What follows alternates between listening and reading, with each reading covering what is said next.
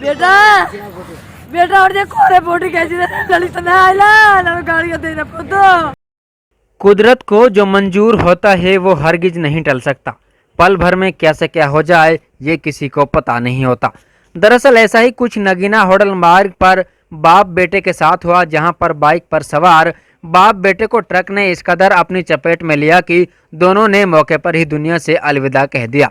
हादसा इतना भयानक तरीके से हुआ कि देखने वालों की रूह कांप उठी। लोगों ने आनन फानन में पुलिस को सूचना दी और ट्रक को पकड़कर पुलिस के हवाले कर दिया। जानकारी के अनुसार यूपी के फिरोजाबाद जिले के फतेहपुर गांव का रहने वाला 42 वर्षीय जुम्मा अपनी पत्नी और अपने 12 साल के बेटे के साथ पिछले करीब 8 साल से पुराना कस्बे में किराए के मकान पर रह रहा था। बताया जा रहा है कि दोनों ही बाप बेटे गांव-गांव जाकर चूड़ियां बेचकर अपने परिवार का गुजारा करते थे। हर रोज की तरह जब रविवार को दोनों बाप बेटे पुनाना से बाइक पर सवार होकर चूड़ियां बेचने के लिए निकल रहे थे तो अनाज मंडी के पास एक ट्रक ने इस कदर रौंदा कि दोनों की मौके पर ही मौत हो गई। जैसे ही इस मामले की जमीयत उलेमा के सदस्य मौलाना साबिर मजाहिरी को जानकारी लगी तो वह पीड़ित परिवार के पास मांडीखेड़ा अस्पताल पहुंचे और बाप बेटे के शव को फिरोजाबाद भिजवाने के लिए एम्बुलेंस का खर्च का जिम्मा लिया। देखिए रिपोर्ट।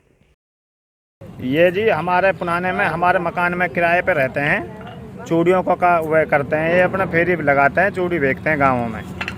सुबह ये घर से निकले तो चूड़ी बेचने के लिए जा रहे थे तो वहाँ अनाज मंडी के पास में एक ट्रक ने अपनी चपेट में ले लिया और वहीं पे दोनों बाप बेटों की मौत हो गई। कहाँ के रहने वाले हैं ये फिरोजाबाद के हैं, यूपी। कितने दिनों से यहाँ पे ये चूड़ी बेचने का काम करते थे? ये 8 साल होगी जी कम से कम। दोनों ने मौके पे दम तोड़ दिया या फिर अस्पताल में इलाज के दौरान दम तोड़ा है? ये एक ने वहीं मौके पे ही दम तोड़ दिया था, एक ने अस्पताल पहुँचने से पहले ही दम तोड़ दिया। बड़ी दुख भरी खबर थी जी। जिस वक्त हमें इसके बारे में पता चला हम उस वक्त से बड़े परेशान थे। और ये बेचारे यूपी के हैं, बाहर के रहने वाले हैं और यहाँ चूड़ी बेचकर अपना गुजारा करते थे।